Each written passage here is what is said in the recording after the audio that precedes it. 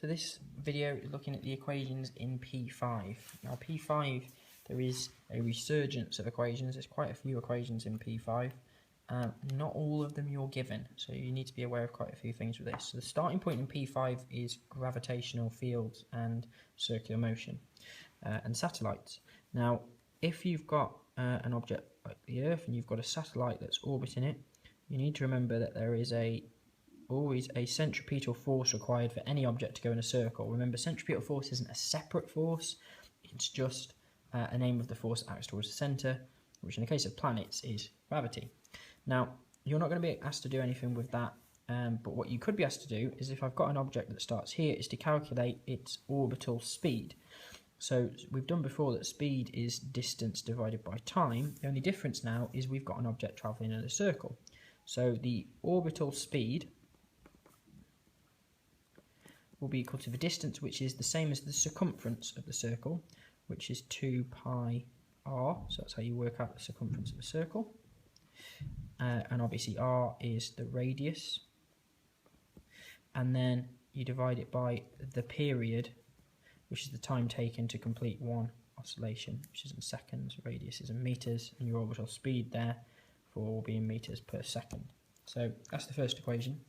Also, you expect to know a basic proportionality, which is that gravitational field strength is inversely proportional to 1 over, or directly proportional to 1 over the distance squared, or inversely proportional to r squared. So what that means is that as we move away from the surface of a planet, the gravitational field strength decreases according to, so it decreases, that's the inversely proportional bit, and it's a curve, so it's squared. So that shows that G, gravitational field strength, is inversely proportional to r squared, or the distance squared from the centre of the planet. So that's in P5a. Then we move into P5b, which is where there's a lot more equations start to come in. So first of all, we do the topic of vectors. So if I've got a vector, and I'm just going to use force as an example, so that's my resultant force, I can make that up into two components, which is the horizontal and the vertical. So I'm going to call this FH and this FV. Now, using trigonometry, if I've got this angle here, theta, FH, my horizontal force, is my adjacent, and I've got my hypotenuse. So adjacent and hypotenuse is both in cos, so I rearrange that to give me adjacent. So FH is going to be F cos theta, where F is my hypotenuse times cos theta, and FV, imagine this vertical component could also be drawn here. So in that case, it's clear that this is the opposite. So I'm doing the opposite in the hypotenuse, which is sine. So the vertical component will be F sine theta. So those are two equations for working out your two components. Remember, you can also, in this, and I'll use the notation I have here, apply Pythagoras' theorem, which is the square of the hypotenuse is equal to the square of the other two sides. The sum of the square of the other two sides, so you have to add them together. So that's the vector bit. Remember, a vector is anything with a direction, whereas a scalar has magnitude only. So the next bit we then come up to is SUVAT. So there are technically 5 SUVAT equations, but you're only expected to know 4. The one you're not expected to know is this one, but I'm going to include it just for completeness. So the first one is our basic equation for acceleration rearranged, which is final speed is initial speed plus acceleration times time. This one, this is the one you're not expected to know, is S equals Vt minus half At squared. And remember, both of these next two equations come from our velocity time graph, because the displacement is the area under the graph. So we need to calculate the shaded in bit in the case of this equation. So ut represents the triangle, u times t, and then the area of the not the area of the triangle, the area of the rectangle. The area of the triangle is half AT squared, which can be shown. I know it doesn't look like that, but it is half AT squared. So that's where this UT plus half AT squared comes from. This equation is the same, but instead you work out VT, which is the whole rectangle, and take away the rectangle, the triangle that isn't shaded. So that's that one. Then we have the average speed equation. So S equals U plus T. Sorry, I'll say that again. S equals U plus V divided by 2 times T. So that's the average speed equation. It doesn't contain acceleration. And the one that doesn't have time is V squared equals U squared plus 2AS. So you've got your 5 CUVAT equations. Like I say, this one here you're not really expected to use. All the others are potential low, and they can be used in P3 as well. They can also be related to projectile motion, as can vectors, but you really need to study for projectile motion as a separate topic and remember what happens to the horizontal and vertical components. The next topic is Newton's laws and momentum.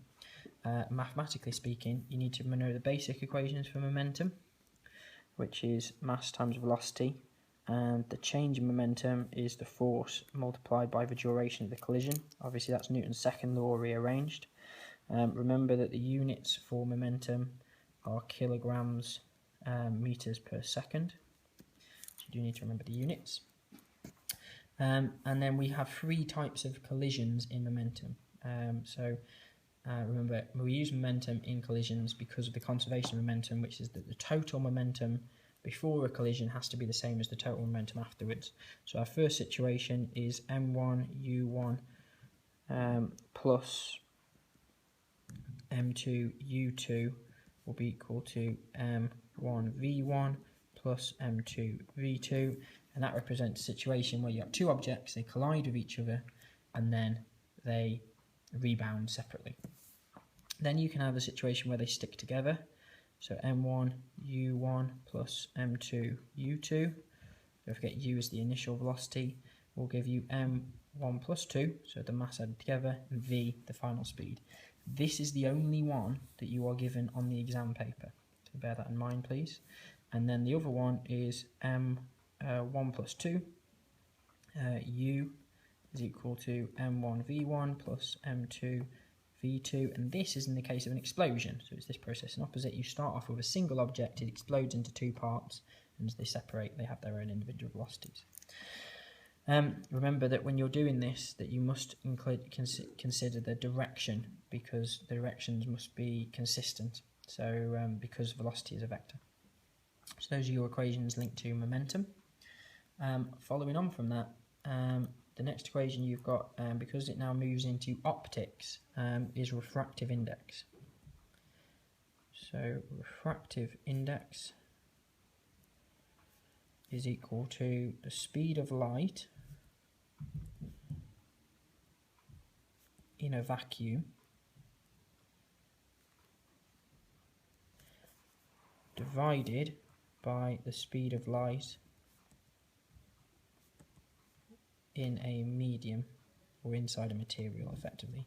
Remember, the speed of light in a vacuum, c, is always 3 times 10 to the 8, or 300 million meters per second. That's always the same, speed of light in a vacuum. But so quite often you will only have to do this equation and rearrange it to give you speed of light in a medium is speed of light in a vacuum divided by refractive index. Okay, just as a little aside, even though it isn't explicitly in P5, the equation for wave speed can appear again. And remember that since you can see here the speed of light in a medium is inversely proportional to refractive index, if the refractive index goes up, the speed of light goes down in the medium. So refractive index as well, remember that the bigger the refractive index, the more it will refract, and therefore the more it will bend as it travels from one medium to another. The final equation that is in P5 is the equation for in optics, which is magnification, which is image size divided by object size. and is simply a ratio. So magnification doesn't have units. But these must be in the same unit in order for that to happen. So if you're given an image size in centimetres, your object size must be in centimetres. And that's the final equation which we use when we do lenses. So that's all the main equations that are in P5. Not all of them are given to you, so you do need to be aware of them and be able to apply them confidently. With equations like SUVAT, remember, always start by writing S, U, V, A and T, and then write what each thing is you're given, and select your equation based upon whichever piece of information you haven't been given. And when you're doing momentum, again, writing down the mass of each object, the combined mass, and the initial speeds and the final speeds of each one is a good starting point.